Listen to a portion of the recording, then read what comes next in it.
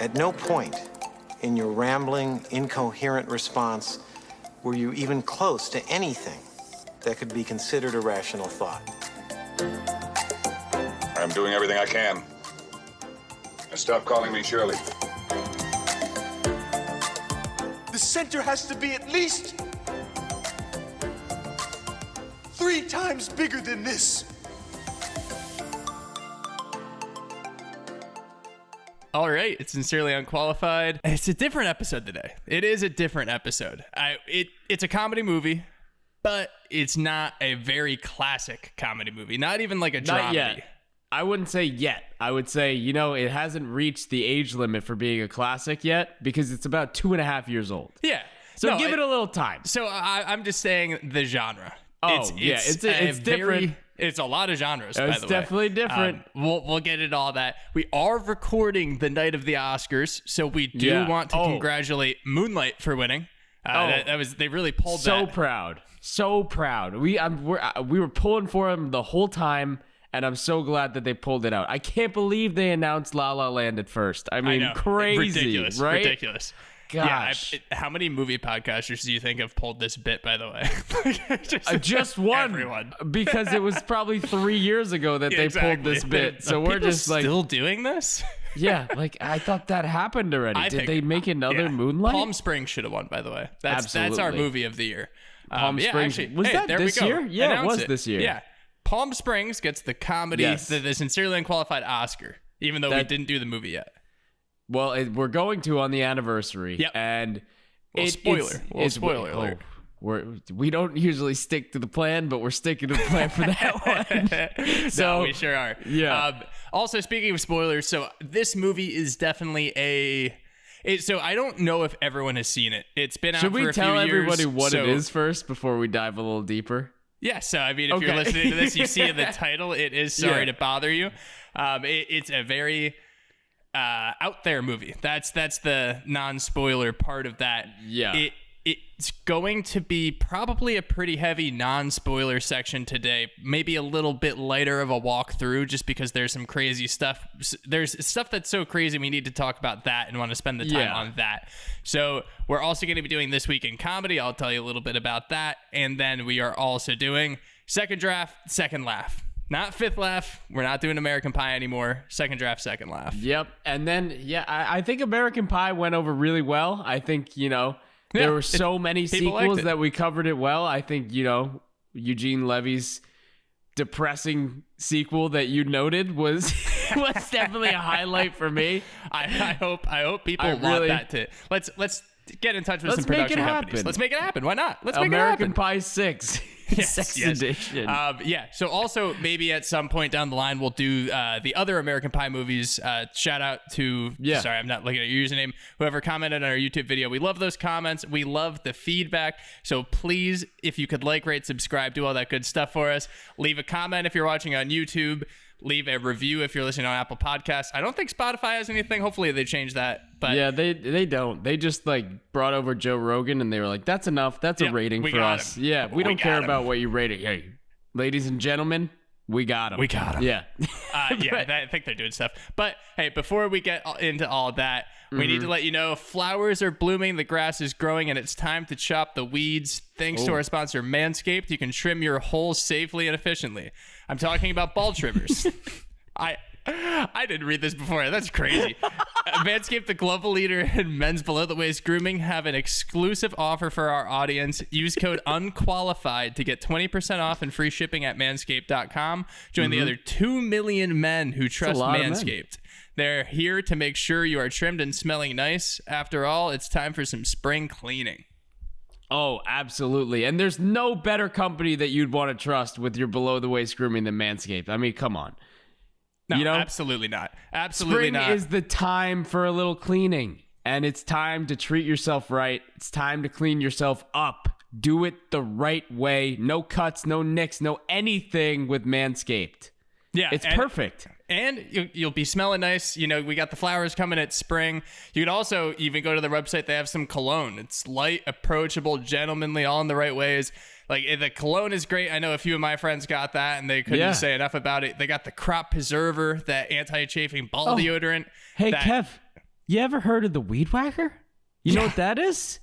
Sure if do. you are a little extra hairy, and I know a few people, if you have some nose or ear hair that needs trimming, the same technology for below the waist is used on the weed whacker. So if you want to take care of that ear hair, you want to take care of some of that nose hair, go ahead and get a weed whacker, you know? Yeah, you don't want your nose, you're coming out of quarantine, you're coming out of the house, it's spring, it's beautiful out. People want to see your faceless, your maskless face for the first time, maybe, if you're in a safe situation. They don't want to see a nose hair popping out. You don't want to be overrun with all those nose hair and ear hairs. Don't be that guy. If you are wearing less masks, we can't cover it up as much. That's honestly, it's such a common bit now. Like, oh, I look better now that quarantine's No, we're not doing that anymore. You're actually going to look good because you're going to clean up those disgusting nose and ear hairs, and you're going to do it in a cheap way. You're going to use our code Unqualified. So if you get 20% off and free shipping with the code Unqualified at manscaped.com, that's 20% off and free shipping with the code Unqualified at manscaped.com. It's spring cleaning and your balls will thank you. Everything will thank you. I mean, your nose, your ears, your balls, just do it right. Do it right. Yeah. You'll thank yourself and then you'll thank us. Please thank us. Let us know what you think about Manscaped because we love their partnership. Hey, so speaking of everything kind of getting back to normalcy, I went to, and I actually think I said it in a previous podcast, I went to a comedy show last night for the first time in over a year, and it felt incredible. So it was an Andrew Santino show. If people don't know Andrew Santino, he has specials. He has a few podcasts. He has a podcast with Bobby Lee called Bad Friends. He has a podcast that he interviews his friends with called Whiskey Ginger. One of my favorites. Yeah. Absolutely one of my favorites. Oh, yeah. He's up there for me, too. I've been slamming Bad Friends, and then I just hopped on the Whiskey Ginger train. Yeah. The one thing I will say, and this is not a shot at Santino or anything like that. Sure. I literally have not seen one of his specials. Like, I don't know where to watch them is the issue. I genuinely don't. Like, this isn't even like a plug for him or anything. Literally don't know. I love the guy. I've seen him on Dave even, but I don't know where the fuck I'm going to watch his stuff. Amazon Prime. Amazon Prime, he has a special on there, I know for sure. And then I believe he has one of those he was on one of those shows on Netflix, but the one that I'm going to put my stamp on, the Amazon Prime special, is just incredible. But I mean, this show, he did a full hour too, so it was actually a show. It wasn't like he was workshopping. This was at an improv. So there was good humor. I'm just not going to retell the bits, but just know that they were hilarious. He did a Q&A at the end too because he wasn't able to do a meet and greet, which I thought was really nice. Like I thought that was a perfect thing. It was fantastic. That's so nice. I mean, I feel like that's one thing that comedians love doing.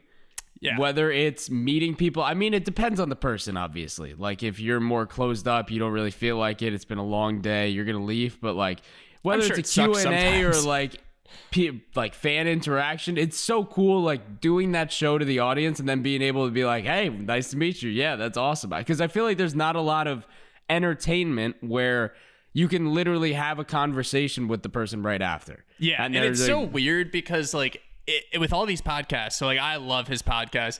You honestly start feeling like you know them because you're in on these conversations, and comedians have said that. They're like, people literally will walk up to you thinking that you know them. So it's funny because everyone was kind of throwing out questions about the podcast, and you've realized that we've just gotten to this world where like if comedians don't have a podcast, it's crazy because most of the people in the show are there because they know the podcast and they love you and and so every single person was asking about it. That was pretty funny. And then also I want to give a shout out to the feature comics. So Brian Moses, I mean, he's a Comedy Store comedian. He's an absolute killer. Yeah. It was pretty funny because this was in Brea, California, so it's Orange County, kind of up there. And what I will say is that, and it's pretty poignant to this movie today, there were a lot of white people in the crowd, no doubt about that.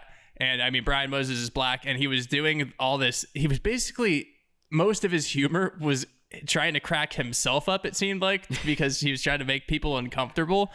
And I just have to get this out of the way. if you are a white person and a black comic is doing jokes that are supposed to make people kind of feel uncomfortable, but they're just jokes. Like, they're jokes about that kind of, like, what they're going through and everything. Yeah. If there's that much white guilt that you have that you can't laugh, you look sketchy. Like, you're making it more awkward. Just laugh. Yeah. Like, unless if you're Release racist, then the don't tension, laugh. just laugh. But like, yeah, Or seriously, just don't That's go what places. we're trying to do. We're trying to be in a group and laugh, and it's therapy. It's literally like therapy. Everyone's in this room together, and we're laughing about these things that you can't say or things that we aren't supposed to say. And that's what's fantastic about comedy. Here's one thing I'll say. Yeah. Don't be racist. That's a key to being able to laugh at that kind of humor. Just easy. Just don't really, be. it should be easy. Hey. We want it to be easy. This is for you. Like, just whoever, if you're on the fence and not sure, don't be racist. Yeah, I was gonna say, please, really easy. Please specify, because you said this is for you, not me. No. Kev, good guy. Not racist. So yeah, do not be. Yeah, but that's just a general thing. If you're down to dive into the movie, that's what this was about. This whole this week I think in it's comedy. a good Black lead comedy's though. back, but it is a good lead because there is some there's a inklings lot of this. Yeah, a lot of commentary about it. Especially, I mean, one of the main things, we'll get into that in the spoiler section, but if you want to dive into the non-spoiler section, let's do it. So starting out with the non-spoiler section, kind of as like a segue here, the really important thing to know about this movie is that it was a directorial and screenwriting debut by Boots Riley. And Boots Riley used to be in a political hip-hop group called The Coup. They were socialist. They were leaning socialist, basically. He is an activist, and that movie is no exception to that.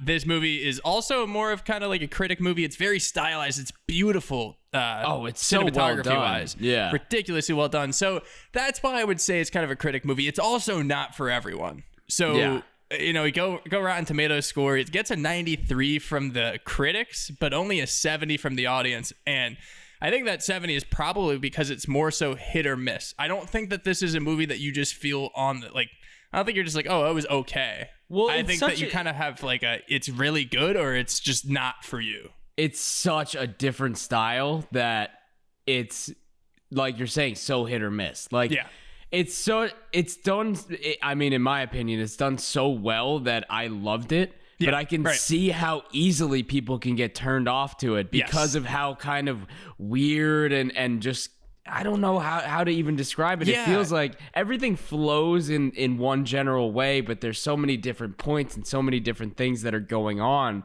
that it's easy to get distracted and be like, what am I watching? Yeah, I would agree. And I think that we always talk about this with comedy movies is that comedy is subjective. So every single movie we talk about technically is hit or miss. Some people could think certain things are funny. I think that we've probably developed an audience or developing an audience that has like-minded humor to us. This one is different in the fact that, like, we could think certain things are funny, but if a good movie is a good movie and it's just an easy watcher, kick your feet back. Maybe you don't laugh and you're like, I wish it was funnier. This one is more of a, since it's such a, like, what did I watch? It's also very, it's fantastical. That's the word I'll use. So that's what could get people kind of being like, what's going on? And they just can't get on board the whole movie. And it keeps ramping up too. But even the way it's like stylized in the beginning, I could see people being like, it might not be for them. Look, I mean, even you and I have slightly different comedy tastes. So it's to each their own. Like, if you're into it, if you're not into it, it's so... It kicks off right away where you're kind of thrown into this. I feel like within the first 5 minutes, somebody can tell if they're along for the ride or they're not. Yeah. Right? I think you could probably tell, but you just don't really know what's coming in terms of like the crazy.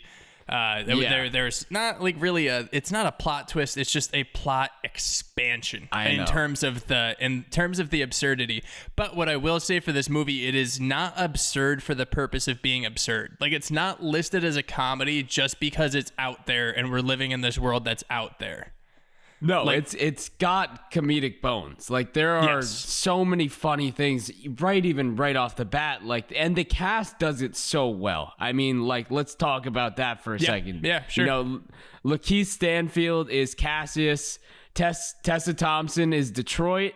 I love too all the names in these. Like, it just takes it to that next level too, where you know you start off with somewhat, you know, the names are cool, and then you go to this point where it's just like, where are we with these names? I mean, like, there's Detroit. one character who's just Mr. Blank. Like, we don't even learn his. Yeah, exactly. Yeah. We don't even learn his name. Stephen Yeun, who I love. This Stephen guy Yeun's fantastic so much, and I'm so glad he was in a comedy and we can talk about him. Because he's killed it in everything. Like, he's not usually a comedic actor. No. And some of these, I mean, Lakeith Stanfield, I feel like if you want to consider Atlanta, too. Like, yeah, I think that's the thing. They have some actors that are generally in more artsy kind of movies or just proper films. They're film actors. They're not. But then we have comedic actors. Then we have like the Jermaine Fowlers, and you know. I mean, somebody even like Lakeith Stanfield has been in Get Out. He's been in all of these different movies where Atlanta it's like, too. Yeah, you can just go back and forth where, you know, I don't know. The cast in this is incredible. And then we have some pop-ins who are somewhat in it, like the David Crosses and Patton Oswalt, who just bring in that comedy, bring in that energy. It's just... We'll talk about their character in the spoiler section, but also we have Danny Glover. Glover. An all-timer. All-time heavy hitter, like just comes out of nowhere. This dude just pops up. No, absolutely. So this is a killer cast. They generally are more dramatic actors, and I think it's mostly because it helps in this movie for sure, because we have a director that's trying to get a point across. We have an activist director who the point of this movie is.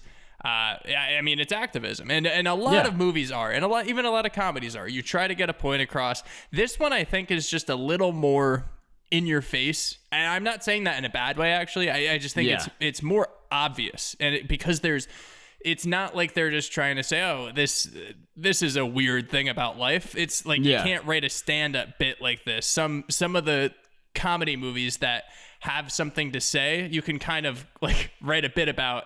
And instead they made it a feature-length movie. This is an all-encompassing societal difference movie, and it needs a lot of really good actors, really good writing, and just really well thought-out processes to get this through. I think it's like, for some hyperbolized look at society like this, and to kind of show how absolutely absurd some things are, you need to rope it into comedy, because if it was a drama, it'd be like, there's no good way to go about this in a non-crazy way, or like there's no real way to expose it in this way where you're making it so blatantly obvious what the problem is that it's hilarious to think that it could really happen when it might be an exaggerated version. But, yeah, that's the thing. Like, it's you know. I watched this with my fiance, and she was saying that it gave her a lot of Black Mirror vibes. So I think that people who are used to just watching Black Mirror, this isn't that. This has notes of that, but this is absolutely not that. And so, like, I just wanted to say what you were saying with Boots Riley. He said, when I'm bending reality, I'm able to convey these larger messages in a way that remains true to myself. Like, he did it with little details with Tessa Thompson's earrings, or something that Danny Glover does when he orders a drink. He's like, it really is, he goes so crazy far out there because he needs to make that statement, but also that's when they work in the details. So I know. I mean, that's something that I think you can expect throughout this movie. We probably can't go too much further without getting into spoilers, honestly. I know. I'll say one more thing and we can go right into it. I love movies that do these slight variations of society, like where a lot of things are the same. Like, they still have some portions of culture, music, this, that, everything's basically the same, but you change a few little things, and there's like a few little details that are different. There's a few like little nuances. I love seeing into like how people create that in their mind and see like, all right, let's change like the bars up a little bit, or let's change like, you know, how this works a little bit, and just it's everything else is the same, but there's one little difference. I just love how that is shown. I also like it because it's not like, so I mean, this I guess would probably fall into the category of future dystopian society, but there's such an archetype for that, and it's so kind of overdone at this point that, and we're also honestly kind of living in it in a scary way. Like there's a lot of truth in the old Twilight Zones and the old, I guess even at this point, older Black Mirror episodes that are kind of, you know, truth adjacent at least. And dude, Playtest is going to be real from Black Mirror. That Playtest episode with Wyatt Russell where he was in the video game and it lasted like 0.1 seconds, but he was in there for like what felt like years. Yeah. Like that, so like, I mean, Neuralink shit is going to... Yeah, well, that's what I mean. So like just things like that. So it's kind of refreshing seeing just a different take on that. And it, like you said, it's done through like nuanced changes. But they're definitely the changes are they're not. I guess nuance is the wrong word because you know that they're there. Like we know that they're there, but like it's a small enough change where. Like, I'm saying nuance in a sense of, like, all society. So it's, like, a little thing for all of society, but we notice it because it's like, oh, that's different. That's different. That's a cool little, like, we don't do that normally. I like his way of doing this. Yeah, for sure. I appreciate that. Let's dive into the spoilers. All right, let's do it. You want to take us off? All right. So, basically, I love how this movie starts with just, like, the absurdity of, number one, of, like, living in a garage. Yeah.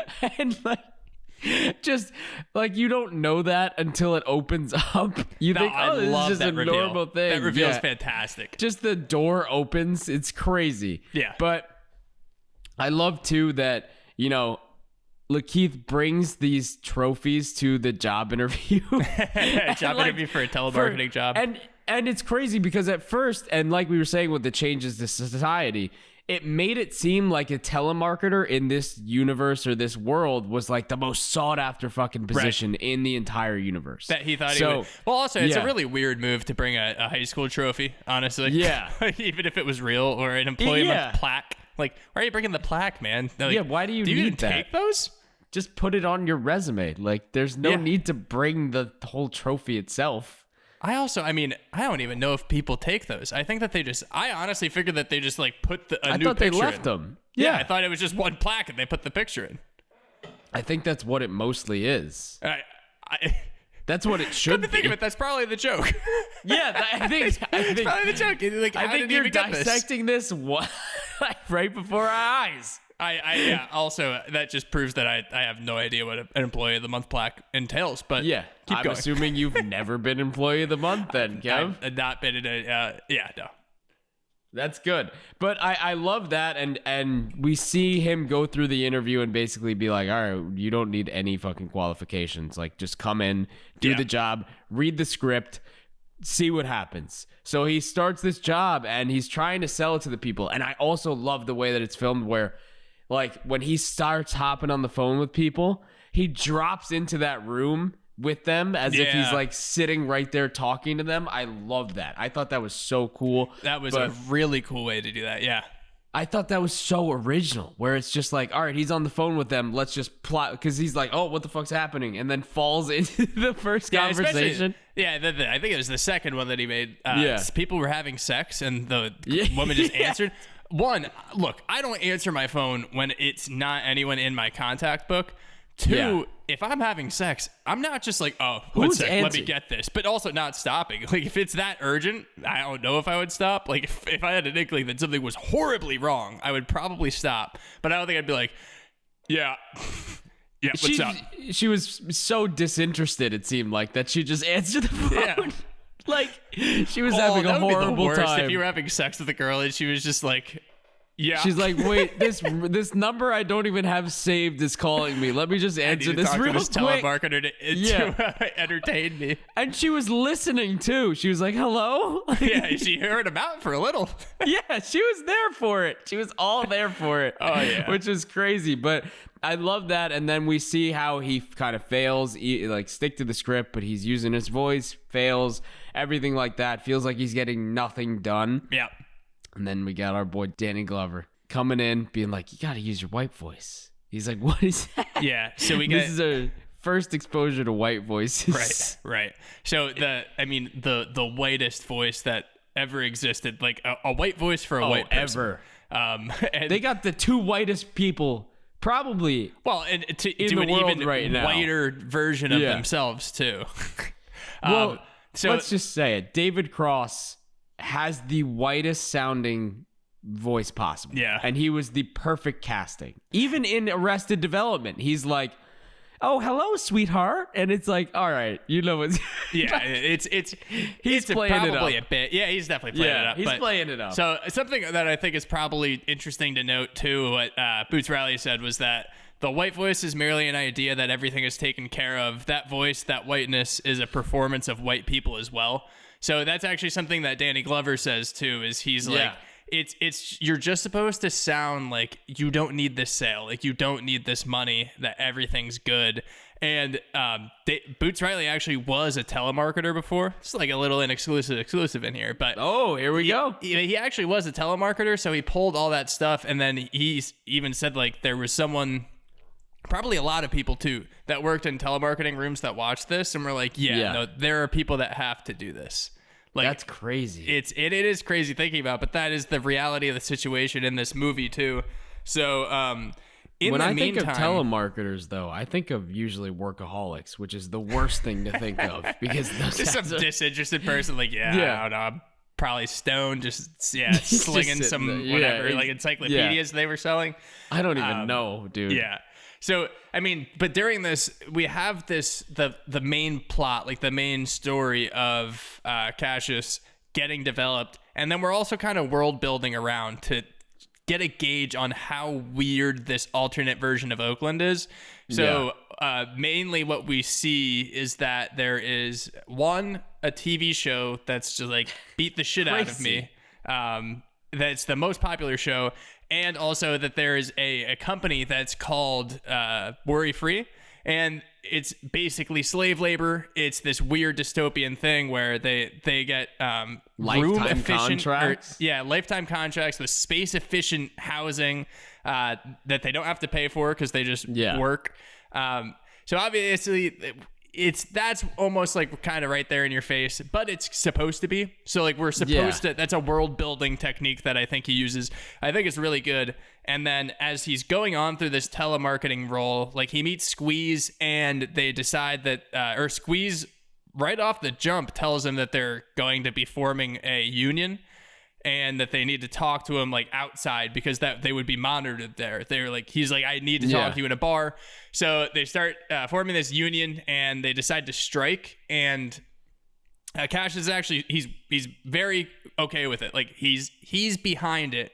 And then we get this thing comes through what he learned about previously called the power caller.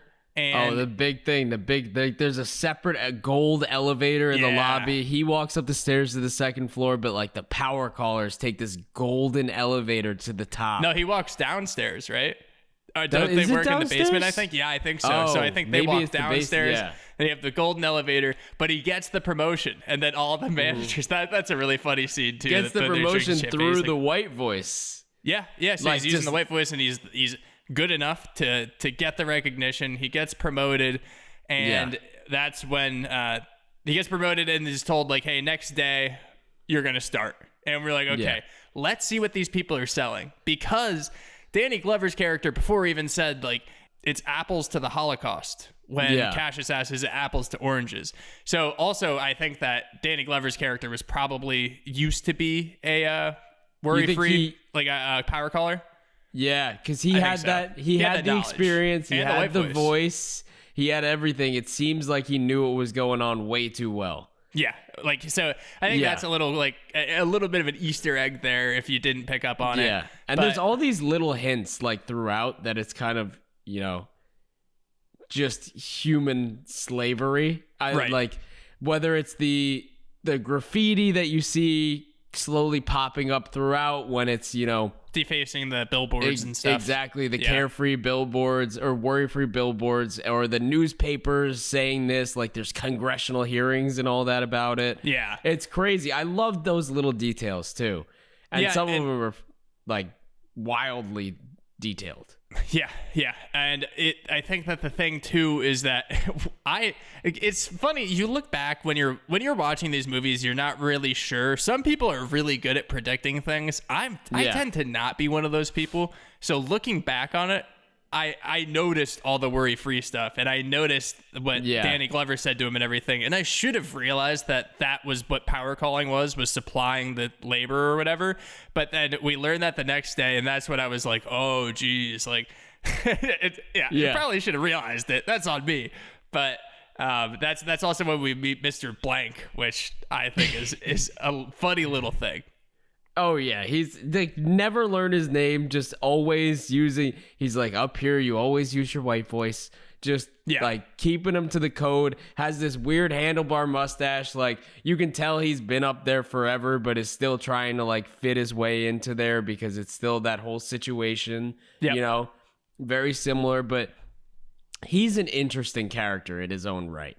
Oh, like, definitely. Because you don't know what his thing really is. You're not you don't know if he's kind of, to me, he kind of seemed like a puppet. Like, I feel like there was a puppet master that was kind of controlling him, but he was also like the leader of the power callers, which was supposed to be this like end all be all. You're the most rich, powerful person. Yeah. Can we talk about the elevator up there too? Yes, let's do it. The elevator up there just saying like you're in the prime of your sexual prowess. Like your pheromones. If I wasn't an elevator, I can smell those pheromones on you. Just the most absurd gas. Like just gassing him up nonstop whenever he gets in the elevator. He's like, is it like this every day? Yeah. Yeah. And also, by the way, we'll tell you who that was in an exclusive exclusives. So if you want to go through, listen to that. We'll tell you that was actually a famous person's voice if you didn't catch on to it. Oh, I didn't know. It's exciting. Yeah. Oh, wow. Winnie's going to learn too. Yeah, I am. He might just be the one that says the fact. Wow. But yeah, I mean, he gets promoted, goes through it, and obviously at first he's hesitant, but then learns the salary, does it. Oh, yeah. And, I want to know that salary. So that's what I thought was interesting. We didn't get this salary, but later we get the other salary, which we'll touch on. But I had to be less than $100 million. Kind of pissed we didn't get to see it. Also kind of pissed that it's not commission based because he sold like $10 million in his first day and then immediately bought a Maserati. Maybe it was a solid base, but also commission for upward mobility. The underlit Maserati was so sick. Yeah. That was a nice car. That was a really nice car. And the apartment was awesome. Like that corner bed. Oh, yeah. I did think that was really cool. He just elevates himself from a garage at his uncle's house. First of all, we didn't mention Terry Crews. Yeah. Fucking awesome Uncle Terry Crews. Yeah, his uncle. Oh, I loved that when he was like, he's like, you were just trying to, like, it was an anti-landlord stance. Yeah. And then he's like, you're trying to take stuff away from me and my family. He's like, me and your family? Cassius, I'm your uncle. Yeah. Like, he gave him a car. He gave him the garage to live in. It's like, dude, I'm your uncle. I love that he pays him off first with a check. Like, and then goes and buys these absurd things. You got to just spend the money. I mean, I'm surprised even too that his girlfriend stayed with him for that long after.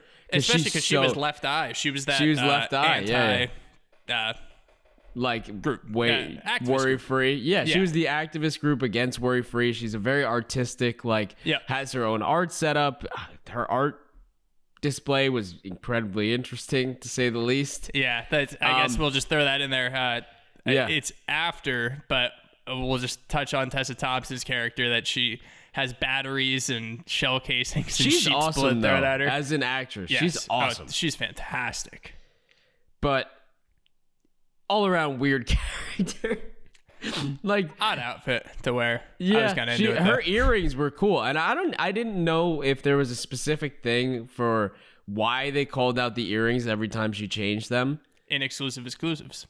Okay, cool. At least for one pair. But yeah, that's no, something like, that was like one of the things that Boots Riley wanted to do with those details, and that was just an easy way to do it. And for whatever reason, he picked her earrings. Yeah. But that was cool. I like the even the subtle details. But we go from there, and he's killing it as a power caller. Oh yeah. And we basically see him like raking in these deals. He's got a nice ass office. And finally, he gets invited to Armie Hammer's character's, the CEO of Wayfair's party. Yeah. Because he got noticed by him. And he's been selling the labor. And he's like, all right, you've been killing it for us. Like, come to my party. And then Mr. Blank's like, these parties, like, I'm coming with you. Nobody gets invited to these. Yeah, he's like, these are make insane. or break. Like, this could literally make the rest of your life. And so we think, like, a promotion's in order, I guess. Yeah, like something crazy like that. So he shows up, and it's just, I mean, so uncomfortable immediately. Yeah. Immediately. And it's like one of those interactions that you hear about, and you're like, that really happens? And then you see it played out on screen, and you're like, oh no, I'm so sorry I had to even see that. Yeah. Like, sorry to be a witness to it, honestly. Yeah. But there's just a ton of craziness, ton of drugs, ton of everything. And you know, Armie Hammer's character is basically like, hey, you're new. Like, all these other boring assholes are at my parties all the time. Like, do something new. Tell us your story. Like, I'm sure you're from Oakland. Like, tell us some gangster stories or stuff. Yeah, and, very racist. Like incredibly. And then doesn't stop there. He's like, oh, I bet you could rap. And then it's just like, oh, he's like, I really can't rap. Like, absolutely. Yeah, like, no, believe it or not. Yeah, like, no, not everyone. It's, I can't rap. And he's like, no, I sure you starts the chant. Sure you can. Like, yeah, he's like, just come on on, the stairs. Pal. Yeah, just forces him up there, does something we can't repeat. But the beat was catchy, and I mean, super uncomfortable, and then brings him into his office for like an offer later on while everybody else is around the mansion just having sex, like a weird orgy party. Yeah, just around on everything, like unsanitary. But he invites him to his office. COVID safe. And after that, right before he goes to the office, Mr. Blank is like, look, he finally breaks, leaves the white boys behind, and is like, look, man, you got to take what you can get here. Like, these opportunities are far few and in between for us. So, like, you got to take what you can get and run with it. Like, just do it. Yeah. And he was like, okay. He goes to the office. Armie Hammer's guy is just like, hey, you want to snort this? Just a weirdly horse-filled office. Like, everything had horses on it. Everything has horses. Yeah. Even the plate had horses. Like, this guy had some weird childhood trauma or something. It has a horse on it.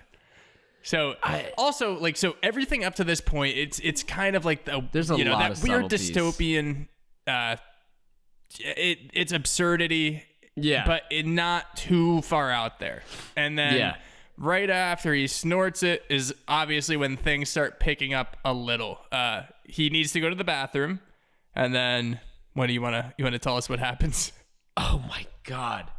He says go to the jade door? The jade door. The jade. And first of all, every door in that fucking hallway is a different shade of green. Yeah. I thought they were just all green. Like, he says, go to the jade door. He opens up one door, and there's like showers and everything. He goes to open a stall, and this guy's like, help me. And he's like, what? He opens the stall. It's this weird horse guy chained up like a horseman.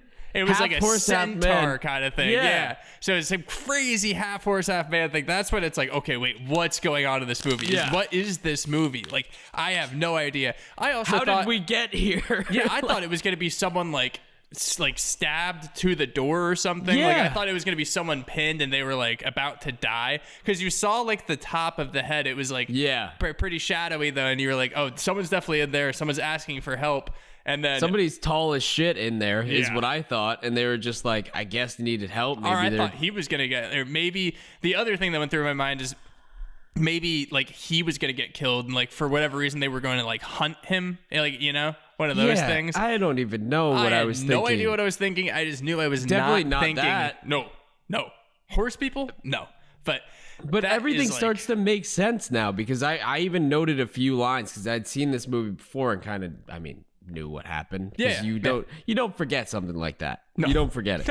Oh, that's right. Horse people. When a giant horseman cock appears on your screen, you don't forget that. There's also, there's a whole, it's like the demon in This Is the End. Yeah, exactly. You notice the penis. Oh, you for sure do. And it's the first thing that catches your eye. But the basic things, like the first thing in the telemarketing interview when he's going through his qualifications and everything, the guy who hires him is like, look, we're not mapping the fucking human genome here. Yeah. And I was like, oh, okay. So now he's doing that. Yeah. And then worry-free CEO, and one of the things, Armie Hammer was just like, we're transforming life itself with the worry-free, what they were doing. Little toss into what was happening. You know? I mean, just the little things throughout. Little foreshadowing that they toss in. Yeah. Little sprinkles. They throw it at you. Yeah, not so much once you've seen it, but it all starts to make sense, and all the horse shit starts to make sense. I see what you did there. Yeah. But I hope that was accidental, by the way. What, the horse shit? Yeah. I said horse. Horse. I said horsa. Horse shit. Yeah, the horse shit. Yeah. Was that a pun? Did you do that on No, purpose? it wasn't. No. Was that supposed to be? We'll get there at some point. Pre-workout. Drink some more. I need some more, honestly. It's been a long day. Flu game. When he's flu game, and we love him for doing it. We love Woody for doing it. So yeah, I mean, he tries to distance himself from it. He's like, obviously, he's not too cool with it. He goes crazy, basically. Loses his phone though, and as they're going through, he gets his friends to believe him, basically, and then he sees that one of the Homo equisapiens takes this video. Such a funny name. And it's on his phone. It gets sent to Tessa Thompson's phone, Detroit's. And he knows he has this video. He knows he has the proof, and he's like, it's just not working. I don't know how to make people believe this. So he goes on the Beat the Shit Out of You show.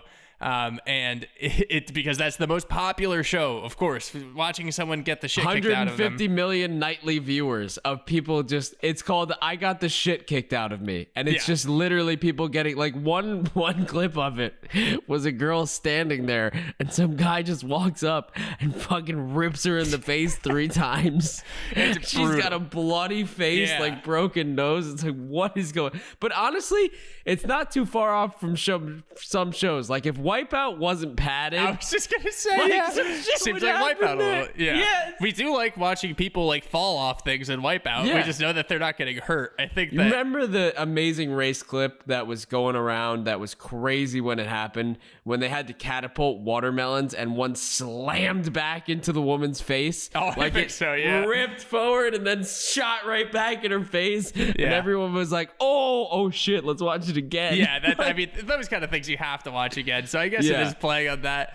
But so yeah, he's on that show, and he has the clip loaded. I mean, he has to get apparently goes through human into shit or pool. Shit. Yeah, that was gross for me. But his nasty. It's a little much. But there was no drips or anything. Like his eyes were so clean and his mouth was so clean. I'm glad I don't know about that. Yeah. Yeah, I think that's a good. Yeah, let's leave the drips out of it. Yeah, I think that's good. I would have been so grossed out if it was like dripping. Oh yeah. Even if it's like chocolate with nougat in it, it's still not for me. Nougat. Like, this man's pulling out nougat. Flu game. Let's go.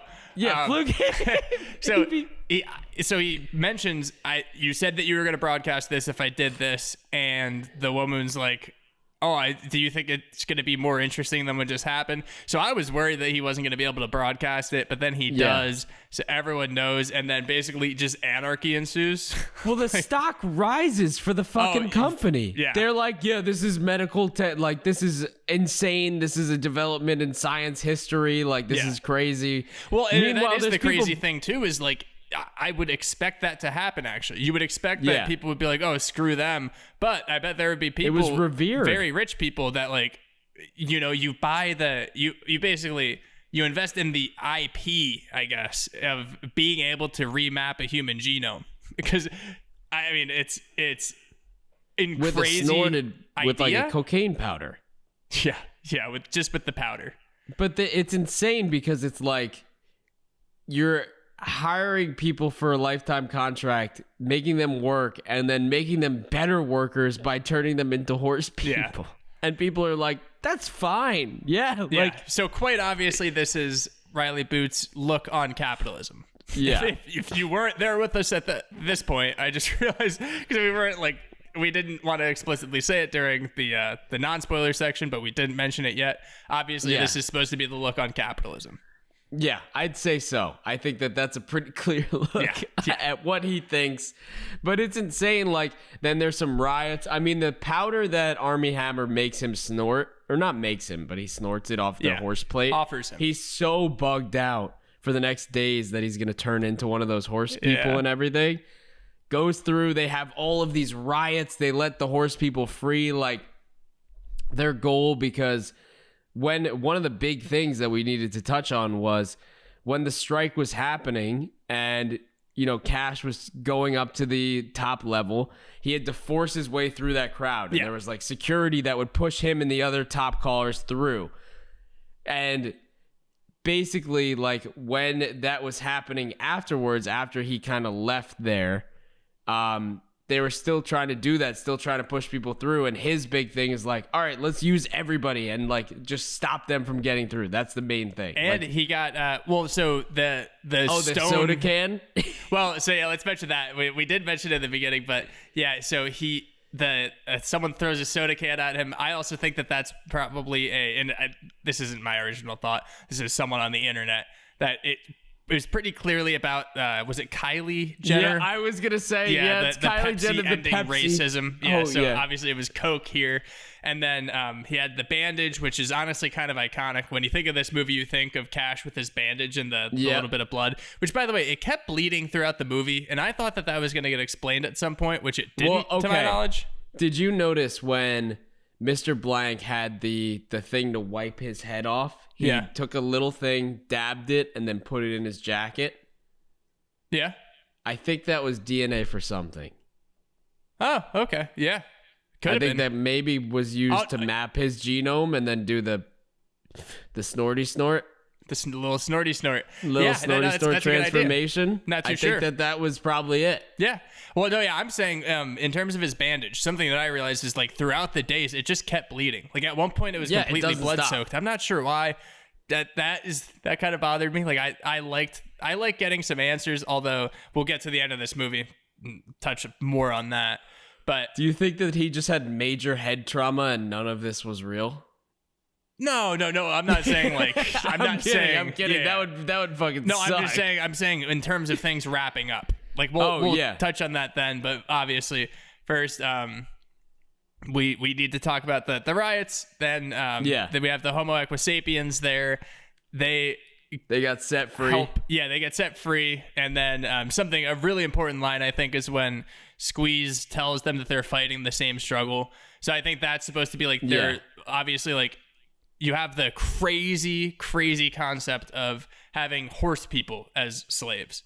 But then it kind of works its way down, and I think it's shown exactly in this quote that like they're all doing it. They're Boots Riley's view on this is that everyone's a quote unquote slave under capitalism, and I think that it's kind of just like levels to it.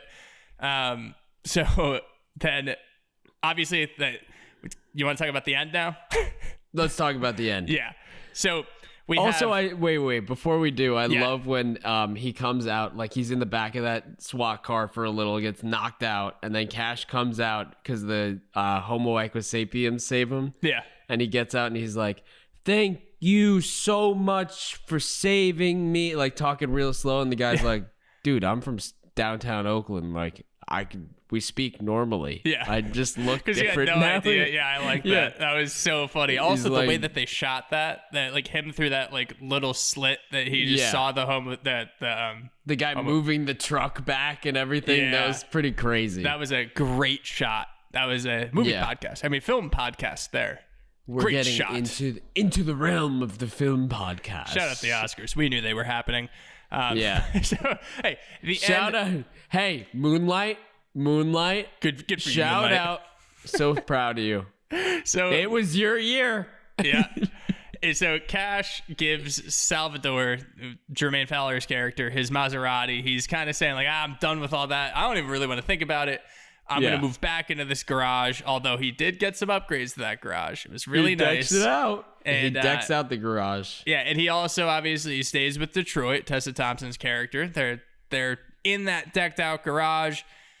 Obviously, the garage is open. So what does Cash do? He goes to close it. Oh, yeah. And he freaks As out. you He's do. like, And Detroit's like, what's going on? He turns. Guess what? He's turning horse. And then immediately we roll credits. And it's like, Yeah. whoa. You can't just end there. Yeah, so it doesn't, and it ends up not even resolving after that, though, because after that, we just see that he's full Homo equisapien, and then he rolls up to Steve Lift's house, ready to kick some ass, it's funny, but also, like, it's kind of like, it's very much not like Endgame, but that's another reason that I think critics like this movie a lot, is that it doesn't follow any, like, convention. It doesn't resolve. It doesn't end in a nice way. It's just abrupt ending. And also something that we thought was okay. We thought that he was out of the woodwork. We thought he was not going to be a horse person. Ends up being a horse person. Yeah, I think it's nice to know that he goes and kicks that guy's ass, but that's the resolve. Yeah, you like to think that he just murdered the dude. Well, but maybe the dude has like horse tranquilizer on hand. You never know. Like, I'm sure he's prepared for that situation. He did say that there's a serum, didn't he? Like, he said that there's. I think that's made up. Definitely, he was just gonna pay him and turn him into a horse. Now that I think about it, also maybe that's. I like it that they didn't explain it, because you either think he's just going to go beat him up, or you think he's going to get the serum to turn back into a normal person. Now that I just said that out loud. Yeah, no, but I'm saying he's probably going just to check. It's like, just in case. Yeah, or he's it's like just going to kick Deadpool, the where shit out he's of him. the guy tells him, and he's like, I don't think it's real, but I got to go see just in case, you know? Exactly. Yeah, so you beat him up, and you ask where it's at, and if it's not there, you just beat him up anyways. You're going to beat him up either way. I mean, you have some good old-fashioned fun either way. Just worth the shot. Yeah. Do your due diligence. Do you want to do, are we good on the spoiler run-through?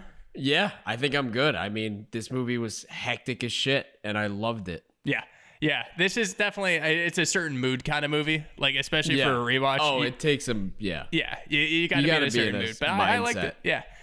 You want to go into favorites? This isn't your typical, like, turn your mind off comedy. This is like, I'm ready. I'm ready turn to your go. mind on. Turn your mind on and be ready to pay attention because everything matters. Yeah. Let's do it. Let's rip it. All right, you just want to do lines? You want to do characters and let's lines? do lines. Let's do lines. I mean, we could do just chalk up a few favorite characters. I'm going Danny Glover because he's awesome. Danny Glover. It's literally just because it's Danny Glover too. Like his character in this movie is awesome. But or Terry Crews. He's one of the Terry coolest Crews people is ever. in it for a little bit, but give me Terry Crews. It's funny give me as Terry shit. Crews. Yeah, I'm all for it. Also, Scene is gonna be. There's a lot of good ones. I think the art exhibit for me would probably be just the most hectic and It's like memorable. what the fuck is going on. Yeah, I think that's the most memorable one. Also, when he goes into the VIP section of the club and just gets drinks spilled on him and doesn't talk to anybody, I love that. Yeah. I think my favorite one is probably, I guess it's probably a little chalky, but when the SWAT team comes in and they make the stand with the football team. Yeah. Also, What football were they playing? Like, I know that it was just supposed to be ridiculous, like that the high school football team still played football at their high school. But I thought that there was going to be some crazy resolve in terms of like why this world was so weird, but it just leaves you with unanswered questions. And were they I'm just cool with stuck on the field? Like, did they just live there? I guess so. They were and they weren't even playing football. They were just in a circle, like running at each other. Hey, look. I bet that they didn't have investment banking jobs or anything. I think that they seem to be playing a lot of football. Interesting plug there, Kev. But any involved jobs. Exactly. Maybe they clocked out for a little, went to CVS, stocked the shelves, but they played a lot of football, it seemed. Exactly. Let's go to lines. Okay, so mine is from one of the first scenes where the garage door opens and some guy who's walking by just goes, "Get a room." He goes, "I got a room, motherfucker." And it's just the garage. That's his Yeah. move. I love it.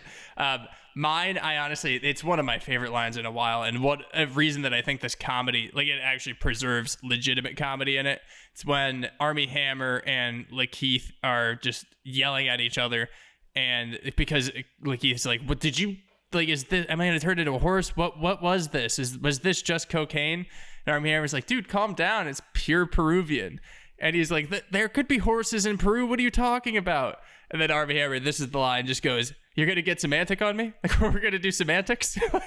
Yeah. They're having this ridiculous, like, it's so crazy. You It's just the most learn that coked out conversation I've ever heard. Yeah, like, you're going to get semantic on me? You're going to do that now? he's freaking out that they're horse people, and Armie Hammer's just cool, calm, and collected. Like, oh, okay, we're going to argue semantics now, huh? I feel like that's very rational, though, to freak out about. Like, hey, there's a lot of giant horse people chained up in your olive door bathroom over there when I thought it was like jade.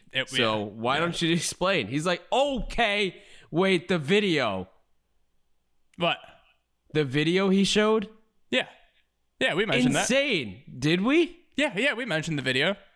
Oh, the claymation, like the movie talking about that video. We needed that process. That was like in Get Out, like that video that they showed. That was kind of creepy.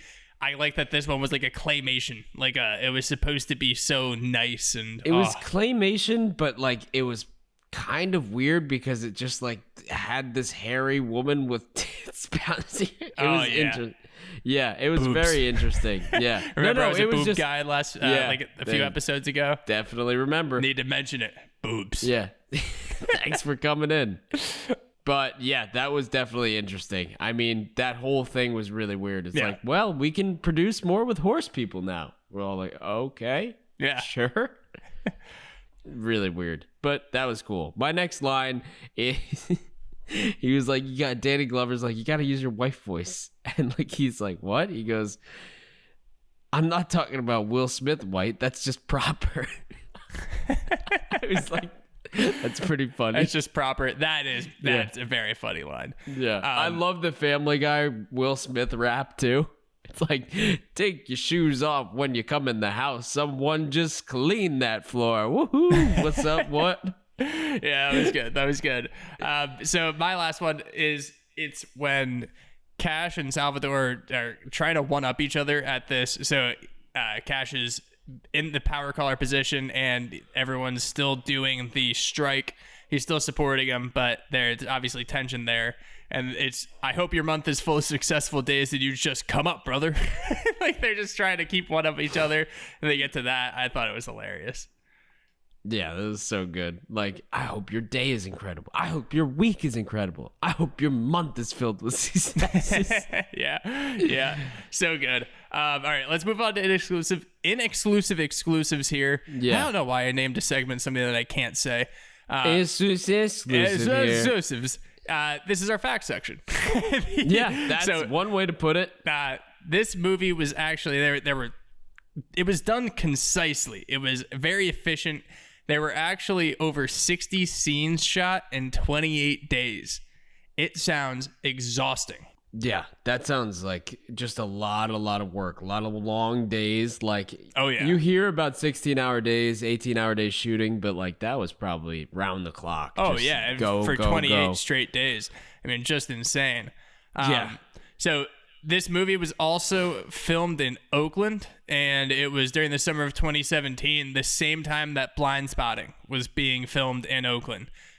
Little throw in there. Blind Spotting. That's nice. Academy movie. Shout out the Oscars. Oh, yeah. Okay. Whoa.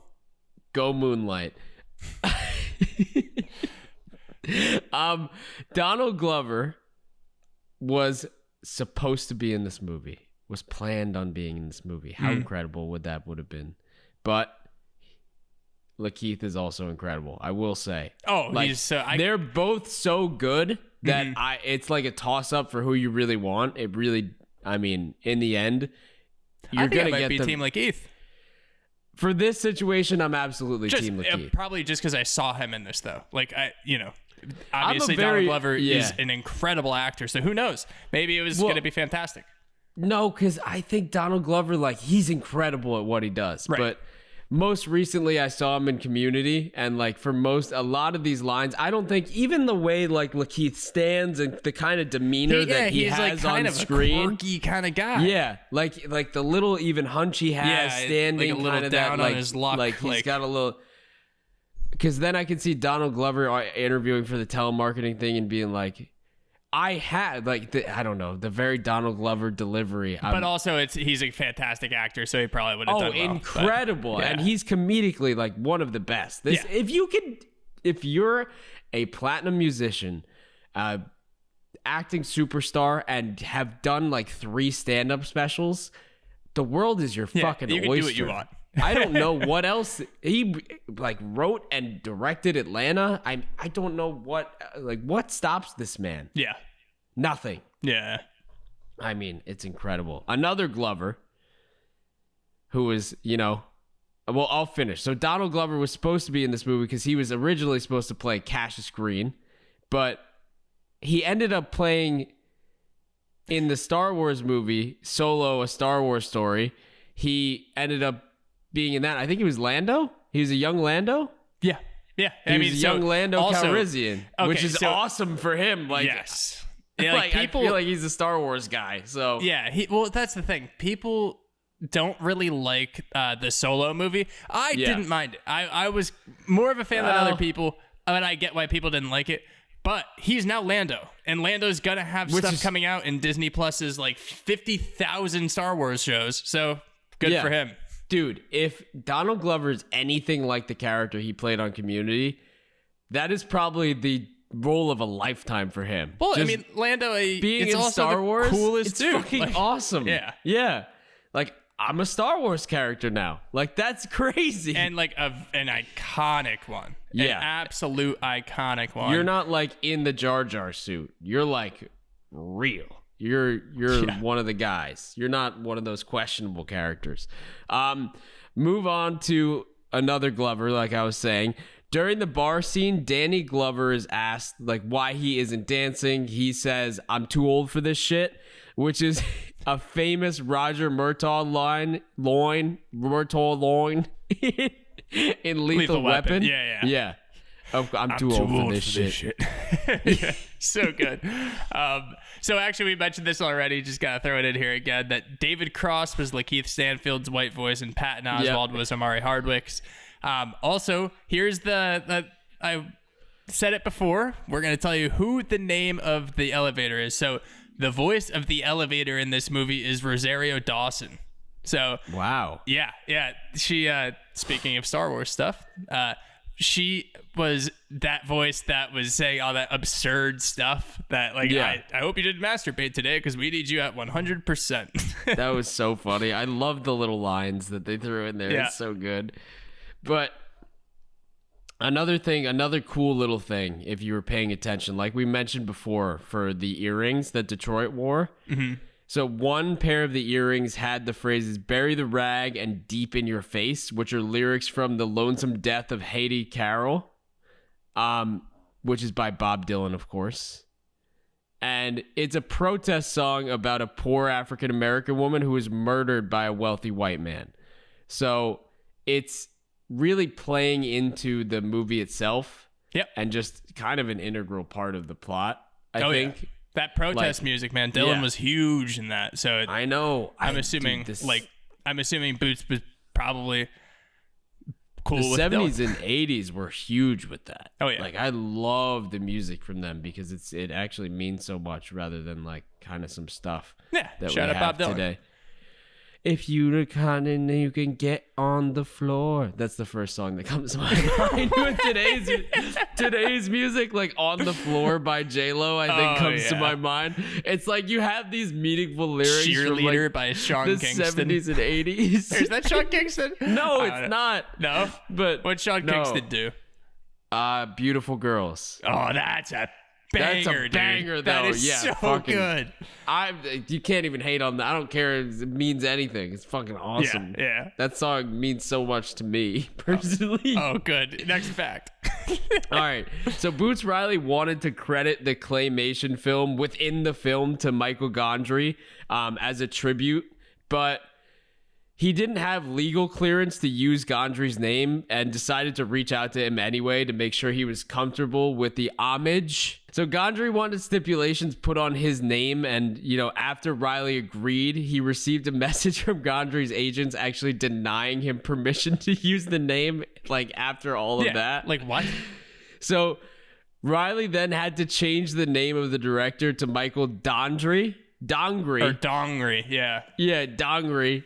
As an insult to express, like, basically because he was just pissed. Yeah, that's petty. I love it. Yeah, I love the petty pettiness move. factor is at 10. It's also so like immature dong. Like, yeah, I love it. That's awesome. Next to a horse penis, like, yeah, Dongry.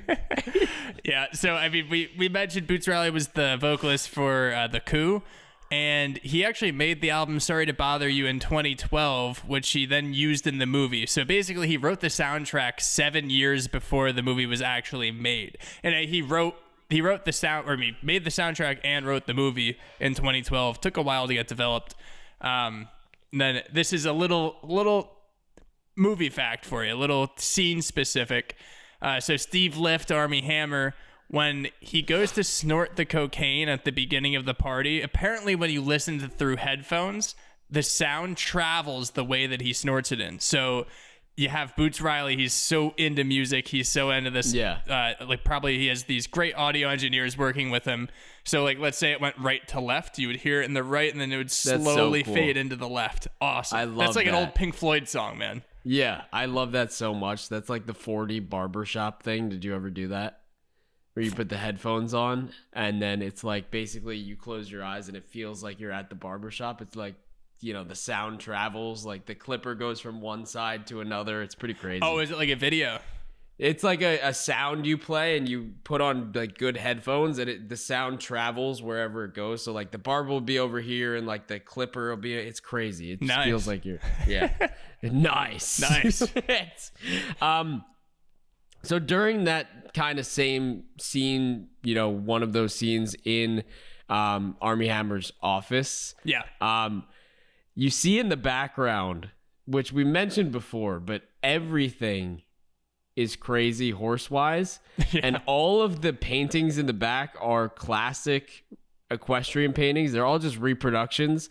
And even the plate that he gives to Cassius to, like, snort the stuff had horses on it. The statues next to him had horses on it. Like, all the statues were horses. Just so many clues. Yeah. So many clues in there. Just crazy amounts of horses. I mean, it's pretty cool stuff. Yeah. All right. There's Inexclusive Exclusives. Let's move on to second draft, second laugh. So we're actually going to have some second laughs. We're going to have some sequels in this one because I think there's some fun things to do with sequels. Not some fifth ones? No, yeah, we're doing 2 and 2. Yeah, the bit the last time was just no. Like, we're not going to make it. I'm not going to write a fifth one. So my first one, obviously, this is a socially charged movie. Boots Riley is a black activist, and I was wondering, what would it be if a white person did this? So instead of turning people into horses, it was actually people turning them into dogs, because every white person's like, oh, if I could just be a dog for a day. So there's a really long wait list, and people have to wait in line to try to be turned into dogs. And then obviously being a dog would suck because you just do nothing and sleep all day, by the way. Hey, Kev, you ever seen The Lobster? That's the white person version of this movie. That's literally it. It's like, if you don't fall in love, you turn into the animal of your choosing. It's like, okay, relax there, Melinda. Like, let's. That's apparently another crazy one. That one messed me up a little bit because it's a lot to go into. I haven't seen it, so maybe it's a crazy good movie, I've heard but it. really weird, really critic interesting. Movie. Yeah, definitely, but really cool. So, that's the white people version. The white people version is that's like the very British version. Yeah, that's the British version. That the white American version would be trying to be a dog and the really long waiting list. Another one. So obviously we talked about it. Armie Hammer's stock to his company just rose. It went crazy. So I was thinking, what if this movie was made through the lens of Armie Hammer? Obviously, it would be very capitalist leaning in terms of the other way. What if it was just like Wolf of Wall Street, but it was him developing horse people and just gaining ridiculous amounts of money from it. From his crazy psycho perspective, like maybe see why he's so obsessed with horses like as a kid. It would just be like a normal thing. He'd be like, yeah, so I decided to do this. I don't know how that would go. Like it would go over so well, you don't think? And no, I don't. I mean, hey, we looked at Jordan Belfort Instead snorting, of that like doing scene, Quaaludes, all this, like snorting God knows what, and everyone was like, even though the movie was supposed to be like, hey, this is bad, you're not supposed to be doing this. You know how many dudes ended up in investment banking because they're like, yeah, dude, this is sick. When he just wants to be Jordan Belfort. Yeah, dude, totally. That's the goal, honestly. That one song that one guy made, and everyone was like, yeah. That one guy, that one song, that was it. That was it for me. And I was hooked. I was like, damn. But I don't think that would really work, because instead of doing Quaaludes, he would just be giving people horse serum and like fucking them up. Maybe not great. Yeah. So then we have our sequels. We're going to do second laughs now. Okay. So the first one is going to be, it's a drama. It's a corporate drama, and it's a hostile takeover of Worry Free that's led by Steven Yeun's character. He climbs up. He's this huge activist. He knows how to organize things, so he gets a bunch of other activist investors, and they take over Worry Free, even though it's probably the most successful company to like ever exist. Yeah, it seems like it's, the Amazon of their world, not to call out Amazon. I mean, that's obviously what it's kind of supposed to be. Yeah, exactly. Yeah. What is he going to do with it, though? Like, is he just going to fuck around and be like, you guys run are... it into the ground? No, he's going to sell it off. He's going to sell it off to a lot of smaller companies. That's what he's going to do. I guess that worked. I mean, Steven Yeun can do no wrong, so I'm all in. Yeah. Steven Yeun? Yeun. Is it Yeun? I hope so. Yeah.